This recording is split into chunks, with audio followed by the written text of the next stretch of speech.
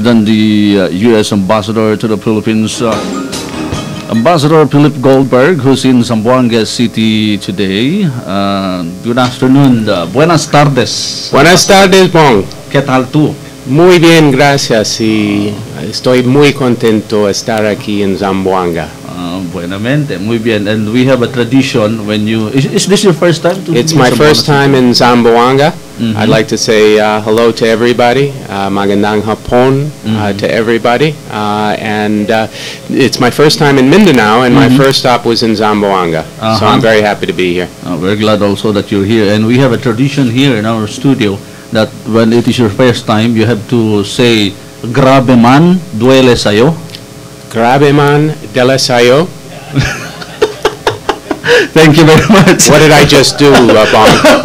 It's You're just making trouble. No, it's just to ease up your what's this? Your breath for a while after the Very long good. itinerary you have for Muy today. bien. Sí, sí. No, Ambassador, you said it was your first time to be here in our city upon installation as the ambassador to the Philippines. How was it? How was your visit since this morning to you arrived and until this present? Very good and very interesting. I have met with local military officials with whom we work very closely. I met with the mayor. I met with a group of mayors, local government unit officials. We just signed an agreement on a project through USAID called Engage, which is meant to help local government units build up their ability to govern better, to provide security better, to provide livelihoods better for the people of this region. And it wasn't just Zamboanga, also Basilan and Jolo. So it's really been a nice visit. I've gotten to see almost all of the city of Zamboanga. I wish I were staying longer. And you have also seen the effect of the recent crisis which has struck Zamboanga City last year. And how about what was your impression on this? Obviously, I was struck by the amount of destruction in the area around the seafront. It was very sad to see, especially the people who lost their homes that were built out into the water, the fishermen. And so it struck me very much. We want to help, and we have through USAID and some of the relief efforts in helping people in the stadium and in helping in the recovery for people as they move along with their lives. I was also struck by how concentrated it was, which is a good thing, and so the response obviously from the government, from the military, from the police was effective, but it still was a hugely tragic event. And so what we hope is that the peace process here, the talks that are going on, all of the things that the people here want, a peaceful life where they can progress economically, is what happens. And the U.S. will support that, will support the government of the Philippines as they go about that effort. Especially, we can help, if we can help, in underpinning any agreement with economic assistance and advice so that people can then build on that peaceful resolution. And do you think there is a leading development in this particular resumption of the talks which has resumed yesterday in Kuala Lumpur, Malaysia? Well, we're not a party to the talks, so I don't know all of the details of what's happened other than what I've read in the press. But again, what we want to do is to support the peaceful resolution. We are very supportive of the government of the Philippines. We're pleased that the MILF is part of these talks. And again, we will try to help support the process, even though we're not a part of it. That's for the government of the Philippines, and in this case, the MILF, to make the agreement. Going back to what you mentioned a while ago, that you're supporting the efforts of the government, especially so with the things that had struck you in Zamboanga City, the displacements of those people, and then the situation which they have, as you have seen. before you came to Zamboanga City, we have seen also, and we would like to thank personally, and the station itself and the city government of Zamboanga would like to thank the U.S. government for the initial efforts being done in the assistance, the humanitarian assistance given to the people who were displaced by the war here in Zamboanga City. And at present, shall we continue, or do you have any more? After you have heard those people you met a while ago in the local hotel here, do we expect more other assistance from the U.S. government, like what you did when you were yesterday with Senator Marco Rubio in Tacloban? Well, you can. We will continue to support the people of this region as well, in Mindanao and Western Mindanao, as it recovers both from this event that we just discussed here in Zamboanga City, which was a tragic set of events, but also we have worked in typhoon relief here too, even before Yolanda, and we offered about $18 million in relief for the typhoon in Mindanao. I think that you can continue to count on the United States as a partner in these efforts. The agreement that we just signed over at the hotel is directed towards better governance and some of the things that over the long term will provide for a better situation for people as local government units try to develop more and better governance, better economies and so forth. So that's really the long term. But we will always help with the relief and recovery when there's a tragedy. It's part of what the United States people feel. It's kind of what we are as a people. We are very proud of the assistance we can give. In other matters, I understand, Ambassador, you met with the military officials in Western Mindanao Command earlier this morning, and you have also seen some of your troops here in Zamboanga City who are deployed. Right.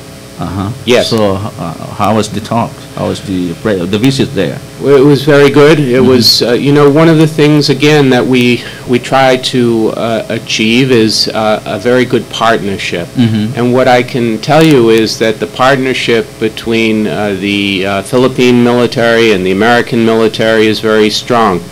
And it is a partnership that is designed to build capacity, designed to help the Philippine military as it goes about its business of protecting and defending the country. And so that's what our presence is designed to do, and I think it's been very successful, and it was very heartwarming to meet with military officials, our military and the Philippine military officials, and to see how closely and collaboratively they work.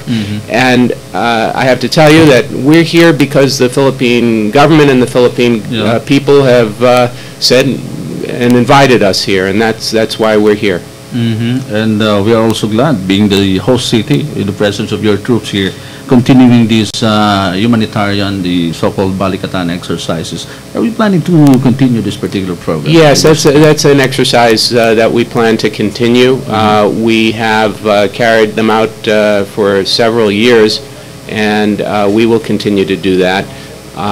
They are very good in recent times. They've centered on humanitarian assistance, which is a very important aspect of a military's work. You know, everyone thinks about military officials and soldiers in situations of war or situations of conflict. But they can also bring great good, and we saw that with Typhoon Yolanda. We've seen it with the typhoon here in Mindanao.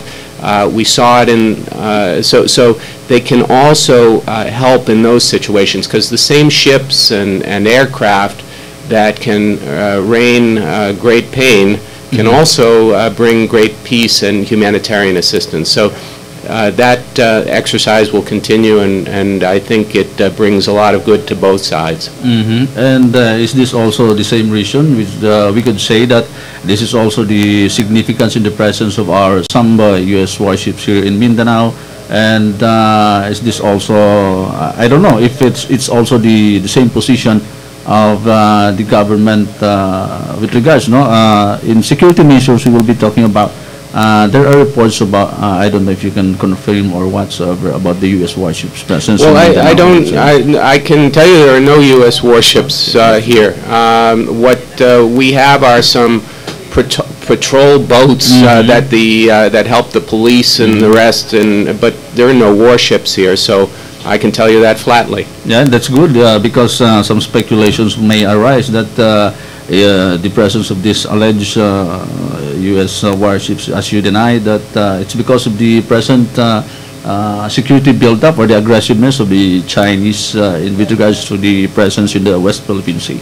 Well, there's a lot of speculation about many things, but that's not part of. We're transparent about such things. As I say, we have some small patrol boats that help along with our work with the police and the military, but it has nothing to do with warships or China. Yeah, so we have not done any efforts yet or any movement or any participation. Well, Bong, we're working with the Philippine government on many aspects of our military-to-military relationship. It doesn't center just on Zamboanga.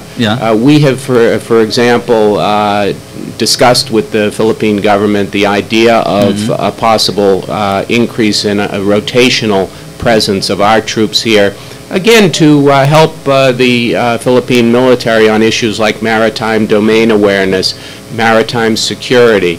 But that's a capacity building and advise and assist role. It's not confrontational. It's not aimed at anyone. But part of our alliance, which has gone on for a long time. The Philippines is one of the great friends and allies of the United States. Our mutual defense treaty goes back 62 years. So it's all very transparent and open, and what we want to do is rebuild a relationship based on our shared economic ties, our shared values, our people-to-people ties. You know, there are now 4 million people of Filipino descent who are United States citizens. 4 million. One of the largest Asian American groups. There are 350,000 or so American citizens here in the Philippines. The family ties and the connections between our two countries are tremendous, and we have a shared and rich history. But I would stress that what we're trying to do is to redesign and build a relationship for the 21st century. We're not talking about the past and the 20th century or even the 19th century. We're talking about the 21st century. And I think for young people who are listening, that's an especially important factor that they should know. And what does that mean? It means that we have shared interests. We want to see our countries prosper. It means we want to trade more. We want to improve our economic ties. We want to enter into agreements that will allow us to trade more. And so that's the basis for our relationship. And the security part of it is helping the Philippines and also the United States as we work together to ensure a security environment that can support all those economic ties, all those people-to-people ties, and that's really what it's all about. And it's very much a 21st century concept. Yeah, it's very good that we're leading towards another century with regards to this particular aspect. And since you sat down on your position just recently, now, did you impose some new policies or guidelines or whatsoever directives with regards to your present position being the ambassador to the Philippines, and also with regards to the presence of the U.S. citizens who are here in the country, particularly here in Mindanao? I'm sorry. You have new guidelines. Oh, you mean the travel warning? Travel warning, Well, yes. you know, I think that that's an issue, Bong, that isn't fully understood by people. Every embassy in the world is responsible for putting out a travel advisory to citizens of the United States to give them an idea what the security is like in a particular place. I don't believe that security and travel warning on Mindanao has changed significantly under my leadership of the American Embassy. But we are under an obligation to at least tell people what we think is the environment in which they'll travel, and then people can make their own decisions. But, you know, think about it. I read in the paper the other day that the Philippine government was advising Filipino citizens that it probably wasn't a good idea to travel to parts of Thailand because of the demonstrations there. Well, that's what a government does, and what a government does is at least give people warning and let them think about it, let them research it, let them go into it, and they can make up their own minds. Yeah, okay, that's good. And we are also very glad, Ambassador Goldberg, that at least you for yourself, you have seen the present situation for the first time, not only in Zamboanga City, but also with other parts of the Visayas and Mindanao.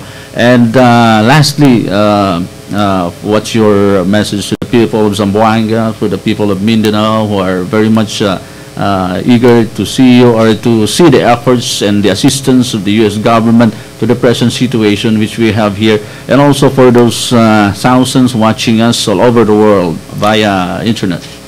Well, I'd like to say that we wish the people of Mindanao, and especially this part of western Mindanao, all the good things of peace and prosperity and economic progress. And that's what the United States would like to help in achieving through our relationship with the Philippine government and with the Filipino people. That's the essence of our engagement here in this region. I would tell the people who are listening that they can follow us at the U.S. Embassy. We too are on the internet and have our social media up. They can follow me at M. Goldberg on Twitter, at M. Goldberg. And we're on Facebook and through the internet, and people can continue to follow that.